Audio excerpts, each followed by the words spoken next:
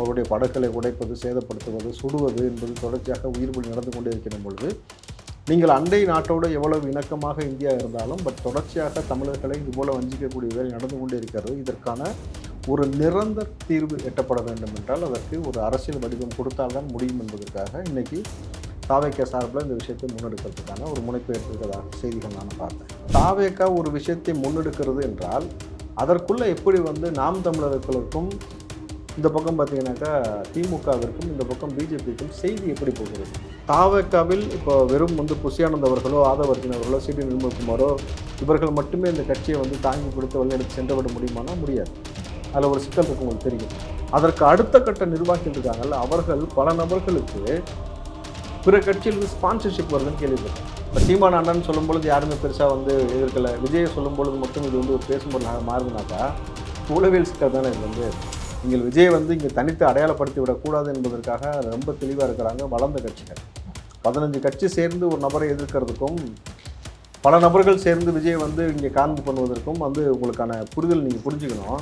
இன்றைக்கி சமகாலத்தில் இருக்கக்கூடிய பிரச்சனையை பேசுகிறானா, அதை பற்றி பேசுகிறானா? இன்றைக்கி பெண்களுக்கு பாதுகாப்பு இல்லைன்னு சொல்கிறோம். நீ பிங்க் கலர் ஆட்டோ வருதுனால என்ன பிரயோஜனம்? அந்த ஆட்டோ லேடிஸ் தான் ஓட்டாங்கன்னு தனிப்பட்ட முறையில் காட்டுறீங்களே தவிர அவர்களுக்கு என்ன ஒரு பாதுகாப்பு இருக்குன்னு ஒரு சூழல் இருக்கு இல்லையா?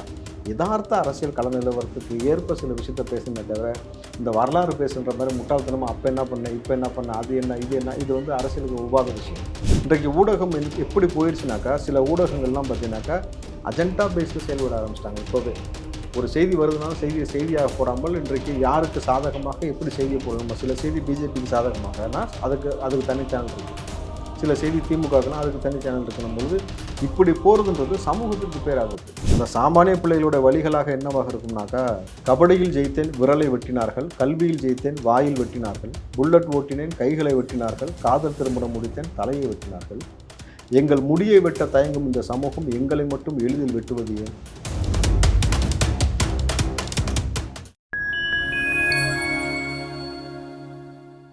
ஃபைன் டைம் வாய்ஸ் நேயர்களுக்கு வணக்கம். நான் உங்கள் சங்கீத் முகன். நம்ம சிறப்பு நிகழ்ச்சியில் நம்மோடு இணைந்திருக்கிறார் காங்கிரஸின் ராவுத்தர் இப்ராஹிம் அவர்கள். வணக்கம். வணக்கம். மீனவர்கள் தொடர்ந்து பல்வேறு இடங்களில் போராடிட்டு வராங்க. குறிப்பாக அவங்களுடைய போராட்டம் எதை நோக்கிய ஒரு கோரிக்கையாக இருக்குது அப்படின்னா, இலங்கை கடற்படை பயங்கர அட்டூழியம் பண்ணுறாங்க கடலில்.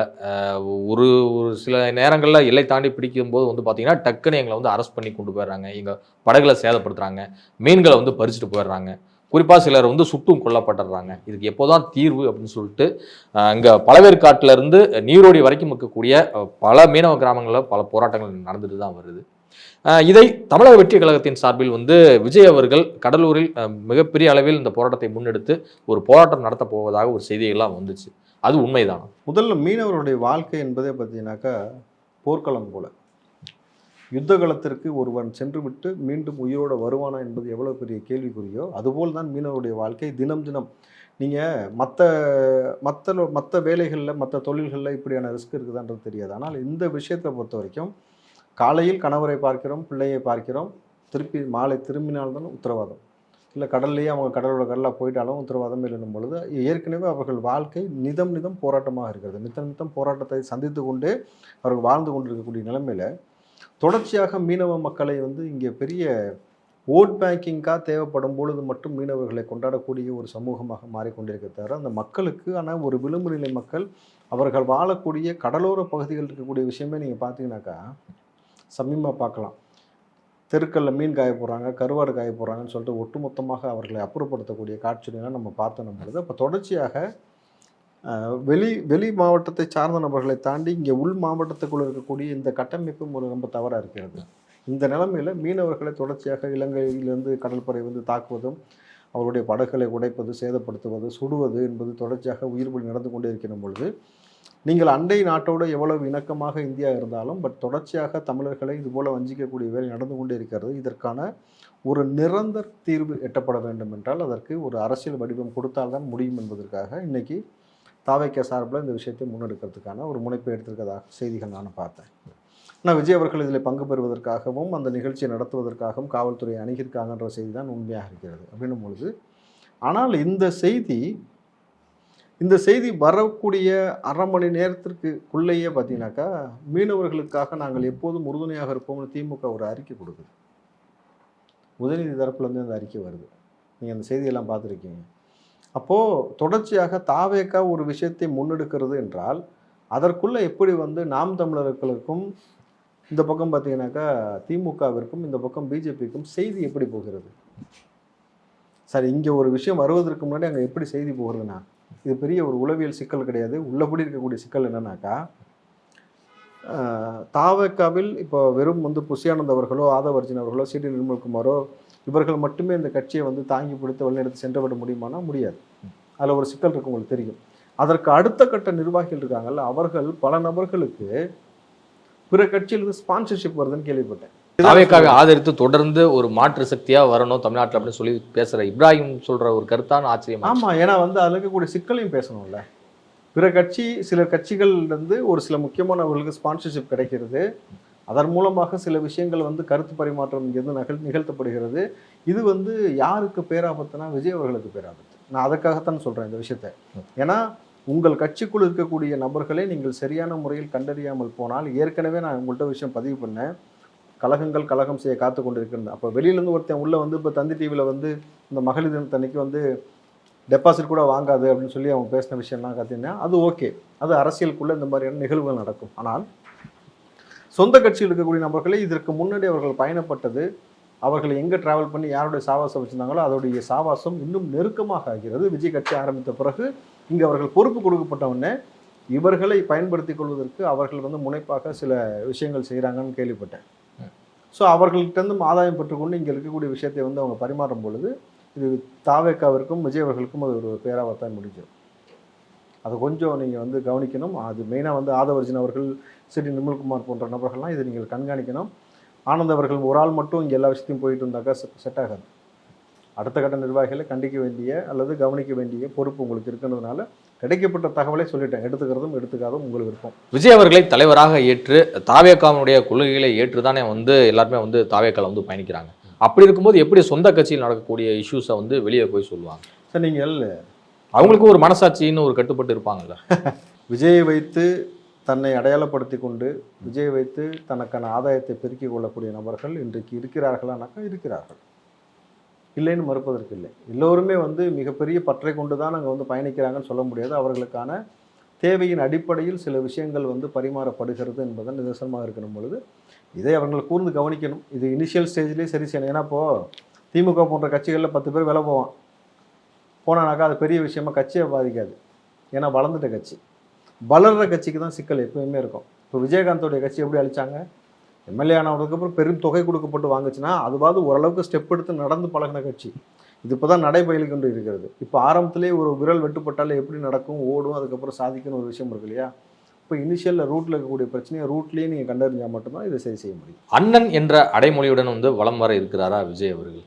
ஏன் அப்படின்னா இஃப்தார் நோன்பு நிகழ்வுகளில் வந்து அண்ணன் வராருன்னா சொல்லி தொடர்ந்து ஒலிபெருக்கியில் அனௌன்ஸ் பண்ணிகிட்டே இருந்தாங்க. ஸோ அதை நம்ம பார்க்கும்போது இப்போ விஜய்க்கு இனிமேல் வந்து அண்ணன் அப்படிங்கிற ஒரு அடைமொழி தான் வந்து கூப்பிட இருக்காங்களா தாவேக்கா தொண்டர்கள்? இல்லை சார், நீங்கள் ஒரு நிகழ்வுக்கு ஒரு வயதில் மூத்தவர் வராங்க, ஒரு பிரபலங்கள் வராங்கன்னாக்கா பேர் சொல்லி எங்கேயுமே சொல்கிறது வழக்கம் கிடையாது. ஸ்டாலின் வரார் நீங்கள் சொல்லி கேள்விப்பட்டிருக்கீங்களா? உதயநிதி வராருன்னு சொல்ல மாட்டாங்க. அவருக்கு என்ன சொல்லுவாங்கன்னாக்கா துணை முதலமைச்சர் பதவியில் இருந்தால் துணை முதலமைச்சர்னு சொல்கிறாங்க, இல்லை சின்னவர்னு சொல்லுவாங்க. இது போன்ற சில விஷயங்கள் சொல்வது போல் வந்து இங்கே ஒரு மரியாதை நிமித்தமாக அண்ணன் வருகிறார், அந்த நிகழ்வை யார் தலைமை தாங்கி நடத்துகிறான்னு எல்லாத்துக்கும் தெரியும். இப்போ அண்ணன் வருகிறான்னு சொல்கிறது இது யதார்த்தமான சொல்லாடல். இப்போ சீமான அண்ணன் சொல்லும் பொழுது யாருமே பெருசாக வந்து எதிர்க்கலை, விஜயை சொல்லும் பொழுது மட்டும் இது வந்து ஒரு பேசும் பொருளாக மாறுதுனாக்கா உளவியல் சிக்கல் தானே. இது வந்து நீங்கள் விஜயை வந்து இங்கே தனித்து அடையாளப்படுத்தி விடக்கூடாது என்பதற்காக ரொம்ப தெளிவாக இருக்கிறாங்க வளர்ந்த கட்சிகள். 15 கட்சி சேர்ந்து ஒரு நபரை எதிர்க்கிறதுக்கும் பல நபர்கள் சேர்ந்து விஜய் வந்து இங்கே கார்னர் பண்ணுவதற்கும் வந்து உங்களுக்கான புரிதல் நீங்கள் புரிஞ்சுக்கணும். இப்போ விஜய் அவர்களை ஒட்டுமொத்தமாக இங்கே வந்து வளர விடாமல் அழித்து விட வேண்டும் என்பதில் ரொம்ப முனைப்பாக இருக்கிறார்கள்ன்றது ரொம்ப தெளிவாக தெரிஞ்சும் பொழுது இது போன்ற விஷயங்கள்லாம் பெருசாக நம்ம கவனிக்க வேண்டியதில்லை. விஜய் அவர்கள் மே மாதத்தில் வந்து சுற்றுப்பயணம் மேற்கொள்ள இருக்கிறாரா அல்லது மண்டல வாரியாக பல பொதுக்கூட்டங்கள் வந்து நடத்தப்பட இருக்கா? இது குறித்தும் பல செய்திகள் வந்து கசிந்த வண்ணம் இருக்குது. இல்லை, அவர் வந்து என்ன சொல்கிறது, பூத் கமிட்டியெல்லாம் வந்து இப்போ இருந்து எல்லாம் ரெடி பண்ணிட்டு அதற்கான ஒரு மாநாடெல்லாம் போடணுன்றதை தாண்டி சில முக்கியமான நிகழ்வுகளை ஆதவர்ஜினா கூடயும் நிர்மலா அவர்கள் கூடயும் வந்து பேசி கொண்டிருக்கிறாருன்னு சொல்லப்படுகிறது. அந்த பிளான் ஆஃப் அஜெண்டா எப்படி கொண்டு போனால் நமக்கு எது வந்து பாசிட்டிவாக அமையும். இப்போ உங்களுக்கு லீவ் இருக்க டயத்தில் வந்து நம்ம சுற்றுப்பயணம் மேற்கொள்ளும் பொழுது யங்ஸ்டர்ஸ் நம்ம வந்து கேப்சர் பண்ண முடியுன்றதான் அவங்களுடைய டார்கெட்டாக இருக்குது. ஓகே, அப்போ இந்த ஆனுவல் எக்ஸாம் அந்த லீவ் இருக்குது, செமஸ்டர் எக்ஸாம் முடிஞ்சு காலேஜ் பசங்களுக்கு அந்த லீவ் இருக்கக்கூடிய இந்த காலகட்டத்தில் விஜய் அவர்கள் சுற்றுப்பயணம் வரும்பொழுது எல்லாமே வந்து ஃப்ரீயாக இருக்கிறான். விஜய் அவர்கள் எந்த டயத்தில் போனாலும் அவன் அவைலபிளாக இருக்கிறான். அவர்களுடைய முதல் இலக்கு யாருனாக்கா யங்ஸ்டர்ஸ், அது குறிப்பாக வந்து முதல் முறை ஓட்டு போடக்கூடிய அந்த முதல் வாக்காளர்களை தான் வந்து டார்கெட் பண்ணியிருக்காங்கன்னும் பொழுது இந்த காலகட்டத்தை நம்ம மிகச்சரியாக பயன்படுத்தி கொள்வது தான் இப்போ ரொம்ப சரியாக இருக்கும்ன்றதுக்கான ஒரு முனைப்பு தான் எடுத்திருக்காங்க தான் அண்மை தகவலாக இருக்குது. வெயிட் பண்ணி பார்ப்போம். பாசிசமா பாயாசமா அப்படின்லாம் சொல்லி கேட்குறவங்க வந்து இந்த கொரோனா காலத்துலலாம் எங்கே போனீங்க அப்படின்னு சொல்லிட்டு கடுமையாக சாடி இருக்கிறார் திமுக பேச்சாளர் ஒருத்தர் ஒரு மேடையில். உங்களுடைய கருத்து என்ன? கொரோனா காலத்தில் முதல்ல திமுக எங்கே போச்சு சார்? நீங்கள் கொரோனா வந்த காலத்தில் யார் ஆட்சியில் இருந்தால்? ஃபஸ்ட்டு டைம் 2020 வந்து கொரோனா வந்தபோது எடப்பாடி சிஎம்மாக இருந்தார். 2021 வந்து ஸ்டாலின் சிஎம்மாக இருந்தார். அப்போது அந்த காலகட்டம் எடப்பாடி இருந்த காலகட்டம் வந்து தான் இருக்கிறதுல ரொம்ப ஃபஸ்ட் டைம் நம்ம கொரோனாவை சந்தித்தோம். ரொம்ப கெடுபடியாக இருந்தது. அந்த மக்களுக்கு இது புதிதான ஒரு நோயாக இருந்தது, புரியாத நோயாக இருந்தது. தன் உறவுகள் இறந்த பொழுது உறவுகளை தொடுவதற்கு அவர்கள் அஞ்சினார்கள். கொரோனா நமக்கு வந்துடும்ட்டு எத்தனை உடலங்கள் வந்து பார்த்தீங்கன்னாக்கா ஹாஸ்பிட்டல் இந்த மணிக்கு வீட்டுக்கு வராமல் அப்படியே போய் அடக்கம் செய்யப்படுறதெல்லாம் பார்த்தோம் பொழுது அந்த காலகட்டம் என்பது பேராபத்தாக உலகம் முழுக்க இருந்த காலகட்டம். அதில் வந்து அதை ஒரு அரசியல் அன்றைக்கி நீ பேசுகிறேனாக்கா இது வந்து என்ன சொல்கிறது, ஒரு மலிவான அரசியல். அந்த நேரத்தில் வந்து கூட வாழ்ந்தவனே யாரும் தொடலையே, சகோதரன் தொடலை, தாய் தொடலை, பெற்றோர்கள் வந்து பிள்ளைகளை தொடலை, பிள்ளைகள் வந்து பெற்றோரை தொடலை. அந்த குளிக்க வச்சு சடங்கெல்லாம் செய்வாங்களா, அந்த சடங்குலாம் நடக்கவே இல்லை கொரோனா காலத்தில். உங்களுக்கு தெரியும் இல்லையா? மருத்துவத்துலேருந்து அப்படியே பேக் பண்ணி ஜிப் பண்ணி கொடுப்பாங்க, அப்படியே கொண்டு போய் அடக்கம் செய்யப்பட்டு முகத்தை பார்ப்பாங்க. அவ்வளோதான், ரொம்ப தள்ளி நின்று இருந்தக்கூடிய ஒரு சூழலில் இந்த நேரத்தில் எங்கே இருந்தீங்க அப்படின்னாக்கா எங்கே இருந்தார்கள், நீங்கள் எங்கே இருந்தீர்கள்லாம் எடுத்து பேச வேண்டிய அவசியம் இல்லை. இன்றைக்கி சமகாலத்தில் இருக்கக்கூடிய பிரச்சனையை பேசுகிறானா, அதை பற்றி பேசுகிறானா? இன்றைக்கி பெண்களுக்கு பாதுகாப்பு இல்லைன்னு சொல்கிறோம். நீ பிங்க் கலர் ஆட்டோ வரனால என்ன பிரயோஜனம்? அந்த ஆட்டோ லேடிஸ் தான் ஓட்டாங்கன்னு தனிப்பட்ட முறையில் காட்டுறீங்களே தவிர அவர்களுக்கு என்ன உங்கள் ஒரு பாதுகாப்பு இருக்குன்னு ஒரு சூழல் இருக்கு இல்லையா? யதார்த்த அரசியல் கள நிலவரத்துக்கு ஏற்ப சில விஷயத்த பேசணுமே தவிர இந்த வரலாறு பேசுன்ற மாதிரி முட்டாள்தனமாக அப்போ என்ன பண்ண, இப்போ என்ன பண்ண, அது என்ன, இது என்ன, இது வந்து அரசியலுக்கு உபாத விஷயம். கருத்தியல் ரீதியாக மோதுங்கள், களத்தில் வந்து மக்களுக்கு நல்ல செய்வது எதை செய்யணுமோ அதை செய்யுங்க, அவ்வளோதான். தூத்துக்குடி மாவட்டம் ஸ்ரீவைகுண்டம் அருகே வந்து பேருந்தில் பயணிச்சுட்டு இருந்த ஒரு மாணவன் வந்து வெளியே இழுத்து அவனுடைய கைகள்லாம் வந்து வெட்டப்பட்ட ஒரு சம்பவம் பெரும் பரபரப்பை வந்து ஏற்படுத்தியிருக்கு. தொடர்ந்து தென் மாவட்டங்களில் வந்து என்னங்க ஒரு சாதிய மோதல் அதிகரிச்சுக்கிட்டே இருக்குது அப்படின்னு சொல்லிட்டும் ஒரு டேட்டா புள்ளி விவரங்கள் எல்லாமே சொல்லப்பட்டாலும் கூட இந்த விவகாரம் எதை உணர்த்துது? ஏன் இது மாதிரியான சம்பவங்கள் தொடர்ந்து நடைபெறுது? குறிப்பாக அந்த குற்றங்கள் செய்வதில் சிறார்களுடைய எண்ணிக்கையில் வந்து தமிழ்நாடு 4வது இடத்துல இருக்குன்னு செய்தி ஒன்று பார்த்தேன். 18 வயசுக்கு உள்ள இருக்கக்கூடிய சிறார்களுடைய எண்ணிக்கையில் வந்து பார்த்தீங்கன்னாக்கா தமிழ்நாடு 4வது இடத்தில் இருக்குன்னு. அப்போது சிறார்கள் மனதிலும் இதை விதைத்தது யாருன்னு ஒரு விஷயம் இருக்குல்ல. இந்த சமூகம் எப்படி வாழ்ந்து கொண்டு இருக்கிறதோ அதை சார்ந்து தானே சில விஷயத்தை எடுத்துக்கொள்ள முடியும். இப்போ ஒருத்தன் கெட்ட வார்த்தை பேசுனா கெட்ட வார்த்தை கிடையாது, கேட்ட வார்த்தைன்னு சொல்லுவாங்க. அவன் எதை அதிகமாக கேட்கிறானோ அதை உள்வாங்கி கொண்டு அதை பேசுறான். எந்த விதமான சாதிய பாகுபாடுக்குள்ளே அவனை வளர்க்கப்படுகிறானோ, எதை வந்து ஊட்டி வளர்க்கிறார்களோ அதை தான் அவன் வந்து உள்வாங்கி கொண்டு அதற்கேற்றாற்போல் சில விஷயங்கள் செய்து கொண்டிருக்கிறார்கள். ஆனால் ஊடகத்தில் வரக்கூடிய செய்தி பார்த்தீங்கன்னா கபடி நல்லா விளையாண்டா அதுக்குள்ளே நடந்த போட்டின்னு சொல்லிட்டு செய்திகள் மடைமாற்றப்படுகிறது. இன்றைக்கு ஊடகம் எப்படி போயிடுச்சுனாக்கா சில ஊடகங்கள்லாம் பார்த்தீங்கன்னாக்கா அஜெண்டா பேஸில் செயல்பட ஆரம்பிச்சிட்டாங்க. இப்போவே ஒரு செய்தி வருதுனாலும் செய்தியாக போடாமல் இன்றைக்கு யாருக்கு சாதகமாக எப்படி செய்தியை போடணும். சில செய்தி பிஜேபிக்கு சாதகமாகனா அதுக்கு தனி சேனல் இருக்குது, சில செய்தி திமுகனா அதுக்கு தனி சேனல் இருக்கணும் பொழுது இப்படி போகிறதுன்றது சமூகத்திற்கு பேராபத்து. இது நாளைக்கு வந்து எதில் வந்து நிற்குனாக்கா உங்களை பணம் கொடுத்து இயக்கி கொண்டே இருக்கக்கூடிய ஒரு பெரும் முதலைகள் நாளைக்கு வந்து அவர்கள் உள்ளே வந்து ஆக்கிரமிச்சிட்டாங்கன்னு வச்சுங்களேன், வடகொரியா போல் மாறிவிடும். எதை உண்ண வேண்டும், எந்த மாதிரி. அப்போ 4 ஹேர் ஸ்டைல் தான் வடகொரியாவில் தெரியுங்களா?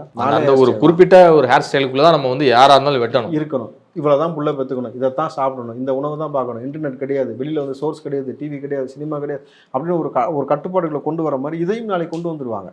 நாளைக்கு அது ஒரு பேராபத்து. நாளைக்கு வந்து ஒரே நாடு, ஒரே எலெக்ஷனு, ஒரே உணவு, ஒரே மாதிரியான வாழ்வியல் முறை, இதைத்தான் பண்ணணும், இப்படி தான் பண்ணணும்னு சொல்லிட்டு இது பேராபத்தை நோக்கி நகர்ந்து கொண்டு இருக்கிறது. இன்றைக்கு மக்களுக்கு வந்து எல்லா பாமர மக்களுக்கும் வந்து செய்தியாக பார்ப்பானே தவிர உட்காந்து ஆராய்ச்சி பண்ணக்கூடிய அந்த தன்மையெல்லாம் இருக்காது. அவனுக்கு இருக்கக்கூடிய வேலை பொருளில் வந்து அதை பார்க்க மாட்டான பொழுது இப்போ திட்டமிட்டு இப்படி வந்து பெரும் கார்ப்பரேட் முதலைகளும் சரி, பெரும் அரசியல் புள்ளிகளும் சரி ஒரு விஷயத்தை மடைமாற்றாகணும் பொழுது ஊடகம் வந்து சில சமயங்களில் வந்து பொறுப்பாக இல்லாமல் போனாக்கால் நீங்கள் உங்களுக்கு தெரியாமல் உங்கள் தலைமுறை பிள்ளைகளுக்கு நீங்கள் இங்கே விஷச்செடியை உற்பத்தி செய்து கொண்டிருக்கிறீர்கள். நீங்கள் இன்றைக்கி 1000 ரூபா 10,000 ரூபாய் கிடைக்கும், நாளைக்கு உங்கள் காலம் மறைந்த பிறகு உங்கள் பிள்ளைகள் எதை உண்ணும்னாக்கா அந்த நீங்கள் நட்டு வச்ச விஷச்செடி தான் சாப்பிட்டு செத்து போகக்கூடிய சூழல் ஏற்படும் பொழுது இதை ஊடகத்தில் இருக்கக்கூடிய சில ஊடகவியலாளர்களும் புரிந்து கொள்ள வேண்டும். இந்த சம்பவத்தை கண்டித்து திருமாவளவன் அவர்கள் அறிக்கை விட்டிருக்கிறார். இது குறித்து தாவேகா தலைவர் விஜயிடம் வந்து எந்த ஒரு அறிக்கையுமே வரவில்லை அப்படிங்கிற ஒரு விமர்சனம் வந்து முன்வைக்கப்படுது. இல்லை, எல்லா தலைவர்களும் இது குறித்து பேசணும். திருமா மட்டுமே இந்த மாதிரி சாதிய பாகுபாடுகளுக்காக பேசிக்கொண்டே இருக்கார் பொழுது அவர் மட்டுமே பேசுவதற்கு மட்டும்தான் சமூகத்தில் அவர் பெற்று போட்டிருக்கான ஒரு விஷயம் இருக்கு இல்லையா? அந்த வழி நிறைந்த வழிகளை வந்து நம்ம யார் தான் பதிவு பண்ணுறதுன்னு ஒரு விஷயம் இருக்குல்ல. எல்லோருமே வந்து அந்த பொறுப்பு இருக்குது. இப்போது அந்த சாமானிய பிள்ளைகளுடைய வழிகளாக என்னவாக இருக்கும்னாக்கா, பாருங்க நான் எழுதி கொண்டு வந்திருக்கிறேன். கபடியில் ஜெயித்தேன் விரலை வெட்டினார்கள், கல்வியில் ஜெயித்தேன் வாயில் வெட்டினார்கள், புல்லட் ஓட்டினேன் கைகளை வெட்டினார்கள், காதல் திருமணம் முடித்தேன் தலையை வெட்டினார்கள், எங்கள் முடியை வெட்ட தயங்கும் இந்த சமூகம் எங்களை மட்டும் எளிதில் வெட்டுவது ஏன்? மதுக்கடையில் கிடைக்கும் சமத்துவம் கூட டீ கடையில் கிடைப்பதில்லையே, இன்றும் இரட்டை குவளை முறை. சமூக நீதி என்று சொல்கிறார்கள், சாக்கடையில் இறக்கி எங்களை கொள்கிறார்கள், கண்ணீரோடும் வாழ்கிறோம், மலம் கலந்த தண்ணீரோடும் வாழ்கிறோம். நான் வளர்த்த மாட்டிற்கு நான் வைத்த பெயர் வேறு, நான் வளர்த்ததாலேயே அந்த மாட்டிற்கு இவர்கள் வைத்த பெயர் வேறு.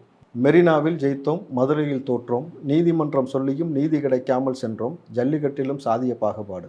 உரிமைக்கு விடுதலை கேட்டால் உயிருக்கு விடுதலை கொடுக்கும் நாட்டில் எப்போது கிடைக்கும் எங்களுக்கு சுதந்திரம்?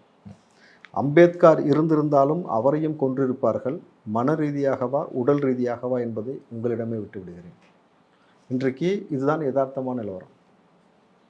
ஏன்னா இது எந்த மாதிரியான ஒரு சமூகமாக போகுதுன்னு பாருங்கள். படித்தா வெட்டுற ஒருத்தன் வளர்ந்துட்டாக்கா அவனுடைய வளர்ச்சி பிடிக்கலனாக்கா எந்த மாதிரியான சமூகத்தில் போயிருக்குன்னு பாருங்கள். சாதாரண விஷயம், ஒரு பைக் ஓட்டுறது புல்லட் ஓட்டுறது ரொம்ப சாதாரண விஷயம். அதுக்கெல்லாம் சாதிய பாகுபாடு பார்த்து வெட்டுறீங்க. ஒருத்தன் வந்து நல்லா ஆக்டிவாக விளையாடுறான் பொழுது அந்த இடத்துல சாதிய பாகுபாடு பார்க்கப்பட்டு நீலாம் மேலே வந்துடலாமான்னு வெட்டுறீங்கனாக்கா, இப்போ இன்றைக்கும் தொடர்ச்சியாக இது வருது. எத்தனை அரசியல் கட்சிகள் வந்தாலும், எத்தனை புதிதான தலைவர்கள் வந்தாலும், விஜய் போன்ற அடுத்தடுத்த நபர்கள் இந்த மாதிரி வருவாங்க. நாளைக்கு விஜய் தாண்டி பல நபர்கள் உள்ள வருவார்கள். எவ்வளோ நபர்கள் வந்தாலும் இத்தனை ஆண்டு காலமாக இந்த சிஸ்டம் மட்டும் மாறவே இல்லையே. இந்த கேஸ்ட் சிஸ்டம் அப்படிங்கிறத வந்து உடைக்க விடாமல் வச்சுக்கிறாங்க. இதற்கு தான் வந்து ஒரு விஷயம் புரிஞ்சுங்களா, அதிகார பகிர்வுன்னு விஜய் சொன்னதுக்கான அர்த்தம் என்னன்னாக்கா, அதிகாரத்தில் உங்களுக்கு பகிர்வு கொடுக்கப்படும் பொழுது அந்தந்த சாதியை சார்ந்த சமூகத்தை சார்ந்த ஒவ்வொரு தலைவர்களுக்கு கொடுக்கக்கூடிய அதிகாரத்தின் அந்த அதிகாரம் என்ன இருக்கும்னாக்கா, அவருடைய பிரச்சனையை சரி செய்வதற்கு உதவும். ஆனால் இங்கே எப்படி கொண்டு போகிறாங்கனாக்கா, இவன் அதிகாரத்துக்கு வந்துட்டானா நம்ம இங்கே என்ன வச்சுருக்கிறோம், ஒரு கட்டமைப்பு ஏற்படுத்தி வச்சுருக்கிறோம். அந்த கட்டமைப்பு மாறி எல்லோரும் சரிசமன்ற நிலைமைக்கு வந்துட்டா நம்ம அரசியல் செய்ய முடியாது. இங்கே சாதிய பாகுபாடை வைத்து ஒரு அரசியலும் சாராயத்தை வைத்து ஒரு அரசியலும் காலமாக கட்டவிழ்த்து விடப்படுகிறது பொழுது, நான் மட்டுமே பெரும் முதலைகள் போல இங்கே இருந்து கொண்டே இருப்பேன் பொழுது, இதை ஒடுக்குவதற்காக தான் இன்றைக்கி முதல்ல விஜய் எல்லாம் டார்கெட் பண்ண வேண்டிய அவசியம் என்னன்னாக்கா, நம்ம வந்து விஜயை வளர விட்டுட்டோனாக்கா இந்த சமத்துவத்தை போதிக்கிறேன்ற மாதிரியான விஷயத்தை கொண்டு வந்து எல்லாருக்கும் அதிகார பகிர்வு கொடுக்குறேன்னு சொல்லி வந்து இதை விட்டுட்டோன்னா நாளைக்கு வந்துடும். அப்போ தமிழ்நாடு என்னவாகும்னாக்கா, ஒரு சமதளத்தில் பயணிக்க ஆரம்பிச்சிடும். எல்லோரும் சமம்னு பயணிக்க ஆரம்பிக்கும் பொழுது நம்ம அரசியல் செய்யவே முடியாது. நம்ம எதை வைத்து இத்தனை ஆண்டு காலமாக அரசியல் செய்கிறோம். இப்போ நல்லா பாருங்கள், திமுக எந்த கோட்பாட்டின் அரசியலை ஆரம்பித்ததோ அதை தவிர்த்து விட்டு இன்றைக்கி வந்து மதவாத அரசியலுக்குள்ளே நுழைஞ்சிச்சு திமுக. பொழுது இது எப்படி பேராபத்தாக மாறுதோ அவர்களுக்கு அதை பற்றிலாம் கவலை கிடையாது. அவர்கள் சர்வே பண்ணணுன்னாக்கா நல்லது செய்யக்கூடிய ஒரு நபரை வந்து இங்கே அப்புறப்படுத்தணும். நீங்கள் பல நபர்கள் இது போன்று நல்லது செய்வதற்காக அரசியலுக்குள்ள களங்காடைய நபர்கள் எல்லோரும் ஒன்று மௌனித்து போகிறார்கள், இல்லை அரசியலை விட்டு விலகி போகிறாங்க, இல்லாட்டி வேறு வழியே இல்லாமல் திமுக போன்ற கட்சிகளோடு இணங்கி போகிறாங்க. ஸோ இப்படி தான் போயிருக்கணும் பொழுது இது யார் சரி செய்வா? சமூகம் தான் இதில் வந்து விழிப்போடு இருக்கணும். இதுவரை உங்கள் பல்வேறு கருத்துக்கள் நன்றி.